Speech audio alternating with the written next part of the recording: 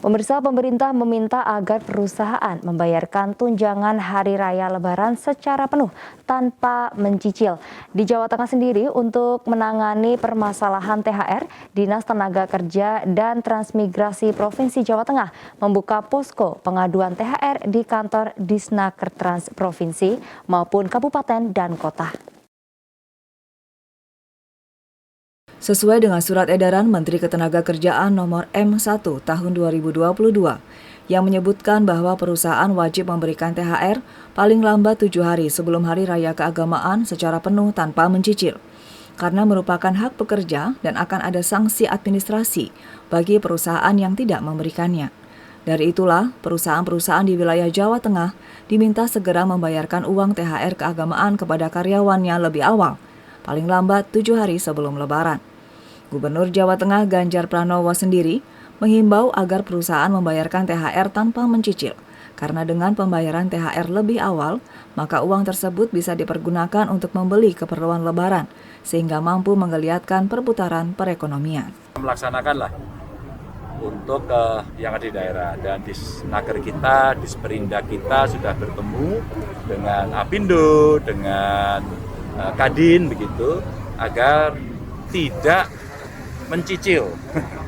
mencicil THR yang diberikan, sehingga nantinya masyarakat buruh bisa mendapatkan kesejahteraannya itu, dan itu pasti akan dibelanjakan dan itu akan mengungkit ekonomi.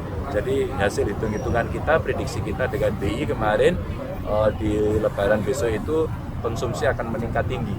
Untuk memastikan perusahaan melakukan kewajiban dalam membayarkan THR kepada karyawannya, pihak Dinas Tenaga Kerja dan Transmigrasi Jawa Tengah menugaskan 144 petugas pengawas ketenagakerjaan untuk memantau pembayaran THR di perusahaan-perusahaan, serta membuka posko pengaduan THR di kantor Disnaker Trans Provinsi maupun kabupaten kota. Punya kewajiban perusahaan untuk memberikan THR sesuai dengan surat edaran Menteri Tenaga Kerja Republik Indonesia nomor 1/2022 tentang pemberian tunjangan Hari Raya Keagamaan bagi pekerja dan buruh di perusahaan.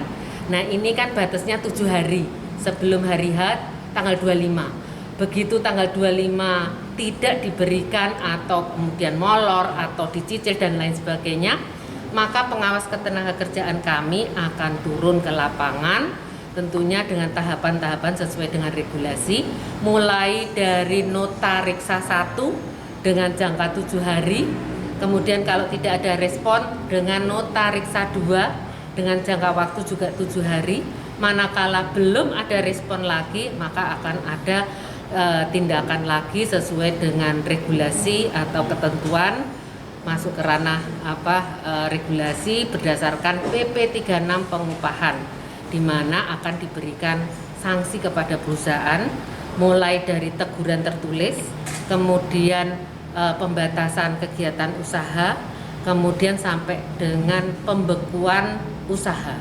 Hingga saat ini, pihak Disnaker Trans Jawa Tengah telah menerima 22 pengaduan terkait permasalahan THR, mulai dari perusahaan terlambat membayar dan pembayaran dengan sistem cicilan. Jika hingga 7 hari menjelang Lebaran, perusahaan belum membayarkan uang THR tanpa alasan yang jelas, maka Disnaker Trans Jawa Tengah akan memberikan sanksi administratif mulai dari teguran tertulis, pembatasan kegiatan usaha, penggantian sementara sebagian atau seluruh alat produksi, hingga pembekuan usaha. Restu Indah melaporkan.